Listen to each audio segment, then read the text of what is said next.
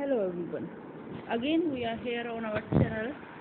कल हमने कंक्लूड किया था अपना lesson on the story of Vilas and Shakaal.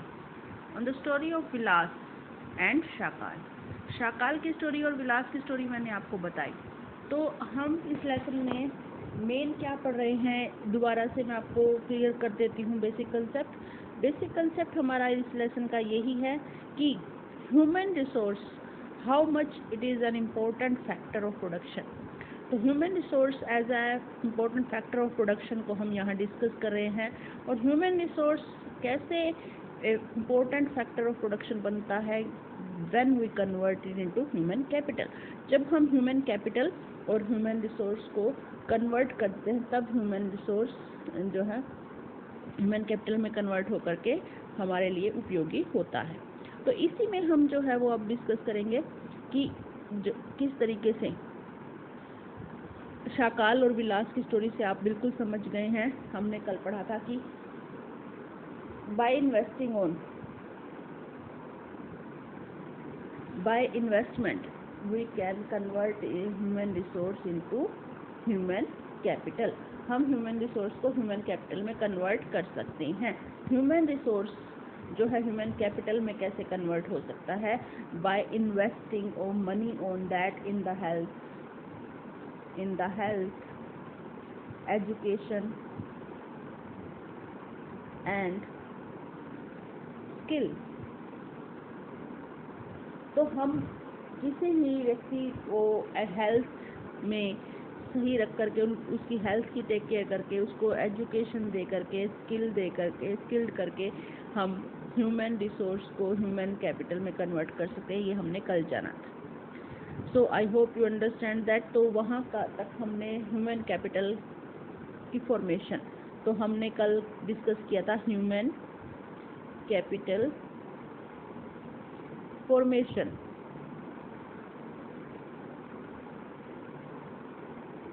Human capital formation यानी ह्यूमन रिसोर्स को ह्यूमन कैपिटल बनाना, फॉर्मेशन करना ह्यूमन कैपिटल की, that is called human capital formation. ठीक है, तो अब हम डिस्कस करेंगे आज कि कल इसमें ह्यूमन कैपिटल को बनाने में हमने पढ़ा role of education and health with the story of Sakal. हमने शाकाल की स्टोरी से रोल ऑफ हेल्थ और जो है एजुकेशन पढ़ा कि कैसे शाकाल जो है वो एजुकेटेड होकर हेल्दी होने के कारण बेहतर अपनी लाइफ को बना पाया, और शाकाल कैसे नहीं अपनी लाइफ को बेहतर नहीं बना पाया। तो नेक्स्ट में जो है वो शाकाल की स्टोरी है, जिसमें आपको विलास की स्टोरी है, जिसमें कि मैंने आपको बता ही दिया था कि हाउ ही सफर्ड। तो अब आपको इसी पे जो है वो यही बताया गया है कि case study of Sakal and Vilas that reflect the Sakal went to school and Vilas do not. Sakal went to school and Vilas do not, कि शाकाल जो है वो तो स्कूल गया बट विलास नहीं गया। शाकाल फिजिकली स्ट्रॉन्ग था, फिजिकली जो है वो ताकतवर था, फिजिकली स्ट्रॉन्ग था, शारीरिक रूप से सक्षम था, शारीरिक शरीर से वो हेल्दी था। He did not need to visit the doctor, उसको डॉक्टर के पास जाने की कोई ज़रूरत नहीं थी, उसको डॉक्टर के पास जाने की कोई जो है आवश्यकता नहीं पड़ती थी, क्योंकि वो फिजिकली हेल्दी था। और इसी तरह से जबकि विलास जो था, he was a patient of arthritis, वो अर्थराइटिस का पेशेंट है, जैसा कि मैं आपको बता चुकी थी।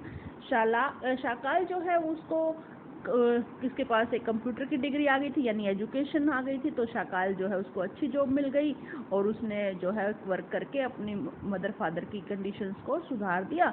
और जबकि in the case of Sakal several years of education, जो शाकाल था उसको इस तरीके से उसके मदर फादर ने उसके ऊपर जो पैसा लगाया, इतने साल उसने जो खुद खर्च पढ़ने में लगाए, he spended 20 years 25 years to study on study, so that is an investment। वो उसने उसकी शाकाल की प्रोडक्टिविटी बढ़ा दी, that enhance the total productivity, उसने शाकाल की टोटल प्रोडक्टिविटी यानी शाकाल के जो काम करने की क्षमता थी उसे बढ़ा दिया, बेहतर कर दिया। यानी कि पहले वो क्या कर पाता अगर नहीं पढ़ता तो बहुत थोड़े कमा पाता, अब वो एजुकेटेड होकर हेल्दी होने के कारण वो ज़्यादा कमा पाया। दैट इज़ द मीन कि उसकी प्रोडक्टिविटी कैसे बढ़ी। तो इस तरीके से हम समझ सकते हैं कि एजुकेशन किस तरीके से रोल प्ले करती है इन matter of converting into human capital. अब हम नेक्स्ट पर चलते हैं। तो इसमें यही बताया गया है कि शाकाल की स्टोरी किस तरीके से विलास की स्टोरी से डिफरेंट थी, और इन दोनों की स्टोरी को कंपेयर करके आपको importance of education and wealth बताई जा रही है। तो शाकाल की तो इनकम बढ़ गई, so the salary in some other form of their choice। विलास के पास कोई एजुकेशन नहीं थी, Vilas don't have any type of education, Vilas के पास कोई एजुकेशन नहीं थी, उसकी हेल्थ अच्छी नहीं थी, तो उसको वो एक एज अनस्किल्ड लेबर बना रहा। कोई उसके पास हुनर नहीं था, कोई उसके पास एजुकेशन नहीं थी, कोई उसके पास हेल्थ नहीं थी। तो इस तरीके से ये जो शाकाल पर पैसा लगाया गया, खर्चा किया गया पढ़ाने पर, उसकी हेल्थ पर, तो ये इन्वेस्टमेंट थी। तो investment in human resource via education and medical care give high rate of return in future. ये जो हम इन्वेस्टमेंट करते हैं, इन्वेस्टमेंट इन द सेंस खर्चा करते हैं, पैसा लगाते हैं ह्यूमन रिसोर्स पर, उसकी शिक्षा में, उसकी हेल्थ में, उसकी एजुकेशन में, उसकी मेडिकल सर्विसेज में, उसको अच्छी डाइट देना, क्योंकि अच्छा इंसान खाएगा, जो है बैलेंस डाइट लेगा, तभी तो वो एक जो है वो स्वस्थ इंसान रह सकेगा। और इस तरीके से उसको फ्यूचर में अच्छा रिटर्न रेट ऑफ इंटरेस्ट, अच्छा उसको फ्यूचर में परिणाम मिला इस चीज़ का। शिक्षा प्राप्त करके हेल्थ उसे के द्वारा उसने भविष्य में अपना बेहतर काम किया। तो इस तरीके से ह्यूमन रिसोर्स को ह्यूमन कैपिटल में कन्वर्ट कर दिया गया। तो इस तरीके से हम जान सकते हैं some invest in share and bonds expecting higher return in future, कि इस तरीके से जो इसमें कुछ इन्वेस्टमेंट की गई, पैसा लगाया गया, उसका एक्सपेक्टेशन क्या हुआ, उससे क्या उम्मीद होती है कि भविष्य में, फ्यूचर में हमें इसके बेहतर परिणाम मिलेंगे। जैसा कि कल भी मैंने आपसे डिस्कस किया कि आपको जो शिक्षा दी जा रही है, your age is that age when we are investing on you and converting you into human capital. तो भविष्य में कोई डॉक्टर बनेगा, कोई टीचर बनेगा, कोई इंजीनियर बनेगा, in your occupational way you will earn better, आप बेहतर कमाएंगे, और इस तरीके से आपका फ्यूचर में हाईयर रिटर्न होगा। अभी आप कुछ नहीं कर पा रहे हैं और भविष्य में आपकी अर्निंग सुधरेंगी, आप अर्निंग ज़्यादा कर पाएंगे, तो that will be the return in higher.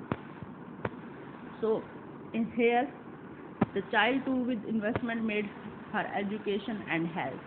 तो यहाँ पर यही एग्जांपल दिया गया कि बच्चे की शिक्षा पर, उसकी हेल्थ पर जो पैसा लगाया जाता है भविष्य में वो उसको ज़्यादा अर्निंग देता है।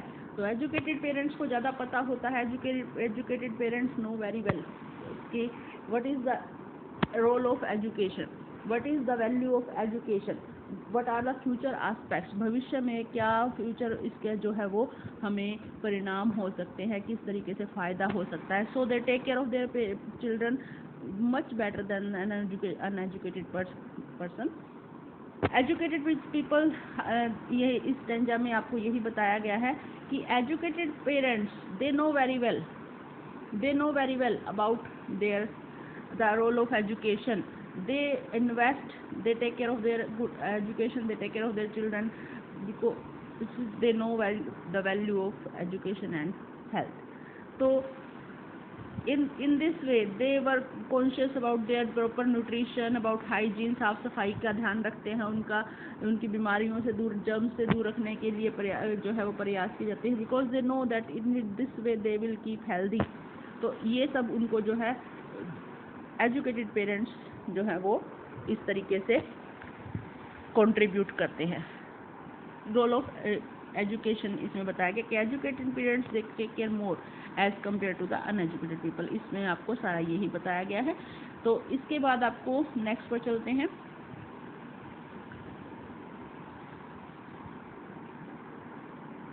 और अनएजुकेटेड पेरेंट्स जो है, देखिए यहाँ पर आ गया uneducated parent, they are lack of this knowledge, they were not having knowledge about hygiene, साफ सफाई, दे डोंट अबाउट द विक्टिशियस सर्कल साइकिल के कितना, अब जो उस बच्चे को हम पढ़ाएंगे उस पर जो है उसको समय देंगे, उसको हेल्थ जो है अच्छी बेटर उसकी बनाएंगे, तो भविष्य में वो बेटर जो है वो रिटर्न देगा, बेटर अर्निंग कर पाएगा। तो they were not aware about that, they were lagging of this, they were not having this, so they remain disadvantaged about this. तो वो उससे उनके बच्चों जो है इस चीज़ की कमी में रह जाते हैं और वो इस चीज़ का फ़ायदा नहीं उठा पाते।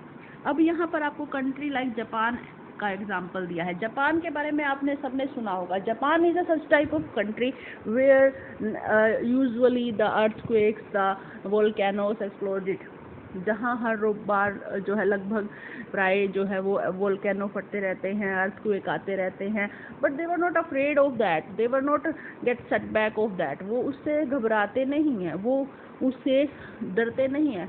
आप जानते हैं Japan stands among the developed country, with in one of the developed country it is. तो ये एक डेवलप्ड कंट्री है, बट 1945 में वहाँ पर जो है हिरोशिमा नागासाकी में अमेरिका ने बम विस्फोट भी किया, जो कि एक बड़ी त्रासदी मानी जाती है, बड़ी एक जो है सेंचुरी का इवेंट माना जाता है। But after that Japan stands where, Japan कहाँ स्टैंड करता है? Because Japan invest in the human resource. वहाँ पर खेती के लिए इतनी अच्छी ज़मीन नहीं है जितनी इंडिया में है, वहाँ पर जो है वो इतना अच्छा जो है सर्कमस्टांसेस नहीं है, वहाँ पर जो है रिसोर्सेज नहीं है इतने। तो जापान ने किया क्या? उसने अपने ह्यूमन रिसोर्स को डेवलप किया ह्यूमन कैपिटल में। They convert their human resource into human capital by investing on their health, by investing on their education और by investing them in skill में।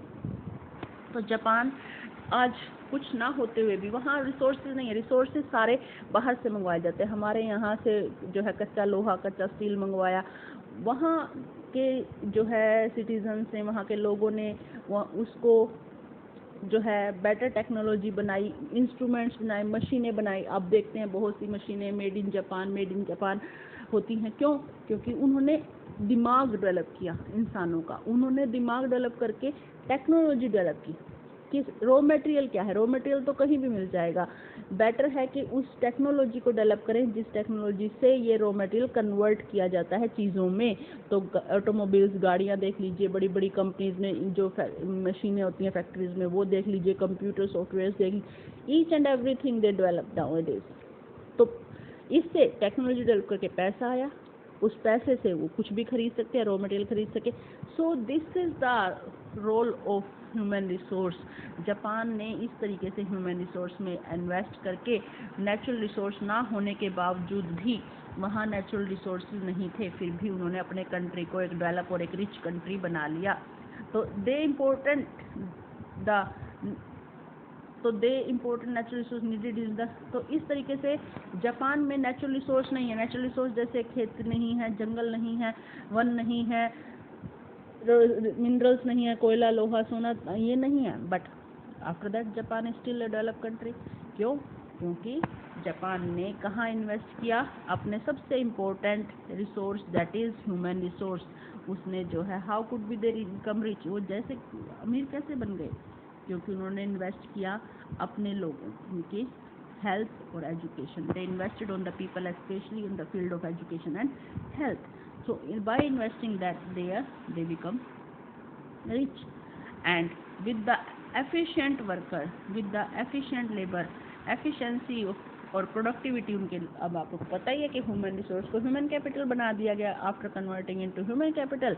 तो क्या हुआ कि जो जापान की पॉपुलेशन थी, जो जापान के लोग हैं, वो हाईली टेक्नोलॉजिकल माइंडेड हो गए और उन्होंने जो है वो बड़ी अच्छी सी टेक्नोलॉजी बनानी शुरू कर दी। और इस तरीके से they earn for their country and they made their country develop. So this is the importance of human resource. A country, whether they don't have resource like Japan, they can even become rich by the population efforts, by the people of their country, because of the people of their country when they were become skilled, educated and healthy. तो यहाँ तक हमने discuss क्या किया? यहाँ तक हमने discuss किया कि in what way role of health and education that convert the human resource into human capital. Human resource को ह्यूमन कैपिटल में कन्वर्ट करने का हमने पढ़ा। तो ये एक जो है वो आपको लेसन में हमने आगे समझाया। I hope you like this video and you understand each and everything up to here. इसके बाद लेसन ख़त्म होने के बाद मैं इसका ओवरऑल व्यू भी बताऊंगी आपको, साथ के साथ भी मैं आपको बताई जा रही हूँ कि इसमें हम people as a resource, human resource को डिस्कस कर रहे हैं, which is the fourth important factor और very important, one of the most important factor of production. Production में सबसे ज़रूरी, सबसे इम्पोर्टेंट फैक्टर ऑफ प्रोडक्शन है। So please like and subscribe my channel. I request you all daily because it is your own channel, and suggest me if you have any suggestion. Thank you.